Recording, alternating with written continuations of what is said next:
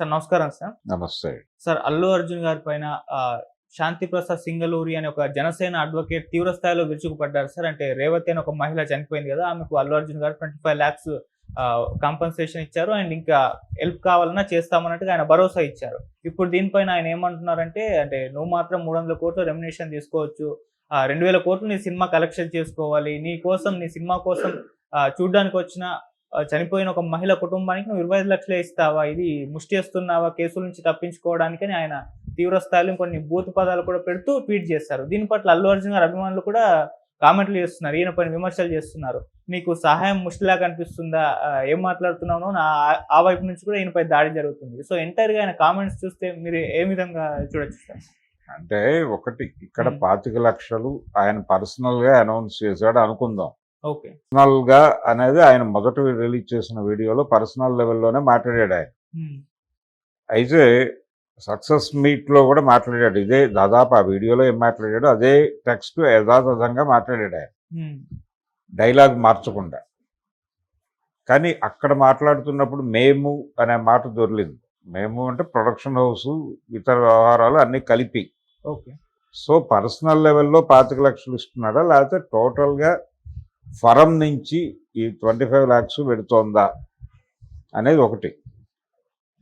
వాళ్ళకి ఎప్పుడు ఏ సహాయం కావాల్సి వచ్చినా నేను నిలబడతాను అని మొదటి వీడియోలో అన్నాడు. మేము నిలబడతాం అని రెండో వీడియోలో అన్నాడు.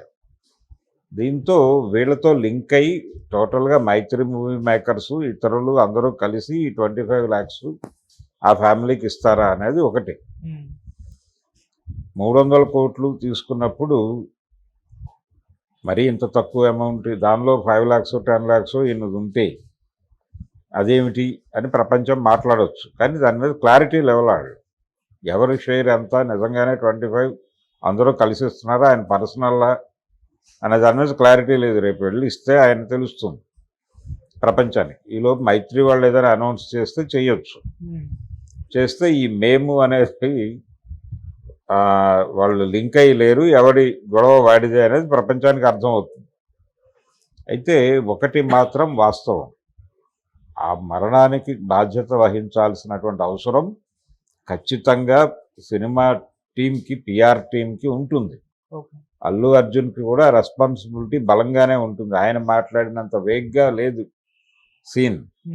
వాళ్ళు వాంటెడ్గానే సినిమా మీద ఒక హైప్ క్రియేట్ చేయటానికి, జనాల్ని ప్రవోక్ చేయటానికి మాత్రమే అక్కడికి అభిమానుల్ని రమ్మన్నారు. రమ్మనాల్సిన అవసరం ఏమిటి అనేది ప్రధానమైనటువంటి అంశం ఇక్కడ. మీరు పిలిచాక మీ అభిమానులు వచ్చాక కదా తొక్కిసలాట జరిగింది. నార్మల్గా ఉంటే ఎందుకు జరుగుతుంది? ఆయన అంతకుముందు కూడా నేను చాలాసార్లు వెళ్ళాను, చాలాసార్లు వెళ్ళుండొచ్చు. కానీ ఈ లెవెల్ బిల్డప్ ఇవ్వాలి మీరు. నార్మల్గా లోపలికి వెళ్ళి చెయ్యి ఊపారు, లోపల కూర్చొని ఇంటర్వెల్లో చెయ్యి ఊపారు తప్ప ఈ బయట బహిరంగ సభ నిర్వహించే కార్యక్రమాలు పెట్టలే. ఇప్పుడు పెట్టారు. ఆ పెట్టడం వలన జరిగిన తొక్కిసలాట అక్కడ ఉన్నటువంటి ప్లేసు పరిమితి తాలూకా. అక్కడున్న ప్లేస్ ఎంత, అక్కడ మీరు చేసే విన్యాసాలు తట్టుకునేంత ప్లేస్ ఉందా, ఇవన్నీ కూడా క్యాల్కులేట్ చేసుకోవాలిగా. మీరు ప్రసాద్ ఐమాక్స్లో పెట్టుకుని ఆ పక్క స్థలంలో చేతులు కాళ్ళు ఊపినా ఎవరు పట్టించుకోరు, ఏదో అలా నడిచిపోతుంది. కానీ ఇది వేరు, సంధ్యా థియేటరు దాని కండిషను వేరు. అందుకని అక్కడ డిజైన్ చేసిన వాళ్ళందరూ నిర్మోహమాటంగా క్షమాపణలు చెప్పుకోవాలి ప్రపంచానికి. ఆవిడ ఒక్కతే చనిపోయారా, లేకపోతే ఇద్దరా ముగ్గురా అన్నది కాదు క్వశ్చన్. ఒక మనిషి చనిపోయే పరిస్థితి మీరు క్రియేట్ చేశారన్నది మీరు కన్ఫెస్ అయితే ప్రపంచం మిమ్మల్ని క్షమించే అవకాశం ఉంటుంది. అది తప్ప మిగిలినవన్నీ మాట్లాడుతున్నాడు ఆయన. కాబట్టి చాలామంది గాయపడ్డారు. అల్లు అర్జున్ అక్కడ విడిగా చేసిన వీడియోలో కానీ ఆయన తర్వాత చేసినటువంటి ఉపన్యాసంలో కూడా నాకేదో గర్వం ఉందని అనుకోకండి, అంటే నన్ను తీసుకెళ్ళి అక్కడ కూర్చోబెట్టాడు సుకుమార్ అని చెప్పి, ఇదేదో గర్వంతో చెప్తున్న మాట అనుకోకండి అన్నాడు. అని మీరు చెప్తే కుదరదు. మీరు గర్వంతో ఉన్నారు, మీరు గర్వంతోనే బిహేవ్ చేస్తున్నారని ప్రపంచం అనుకుంటోంది ఆల్రెడీ. అందుకని కొంచెం తగ్గి కన్ఫెస్ అయ్యేవాడు వినయంగా ఉండాలి. ఆ కన్ఫెషన్ అనే దానిలో వినయం కంటే కూడా కమాండ్ ఎక్కువ కనిపించింది. ఈ కనిపించటం మీద ఎక్కువ చర్చ జరుగుతోంది, ఏమిటి అలా చేశాడని. కాబట్టి ఆ అడ్వకేట్ గారు ఆవేదనలో తప్పేం లేదు, ఓకే. ఆవేదనలో తప్పుందని నేను అనుకోవడం లేదు. వీళ్ళు కొంచెం ఎక్కువ పట్టించుకోవాలి. అలాగే పర్టికులర్గా ఆ ఇన్సిడెంట్ మీద ఒక ఆత్మవిమర్శ చెప్పాలి. మేము తప్పు చేశాం, భవిష్యత్తులో ఇలాంటివి జరగవు అని హామీ ఇస్తున్నాము, మా డిజైనింగ్ ప్రాపర్గా లేదు, మా డిజైనింగ్ లోపమే అనేది అంగీకరిస్తే ఏం పోయింది వీళ్ళకి?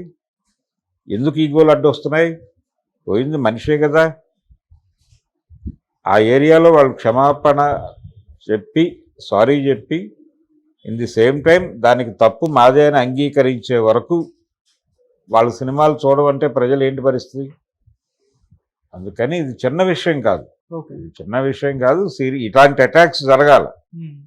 ఇలాంటి అటాక్స్ జరిగితేనే వాళ్ళు కొంచెం దిగుతారు, నేల మీదకి దిగుతారు. ఆ నేల మీదకి దించడానికి ఇలాంటివి పెట్టాలి, అది జరగాల్సి ఉంది.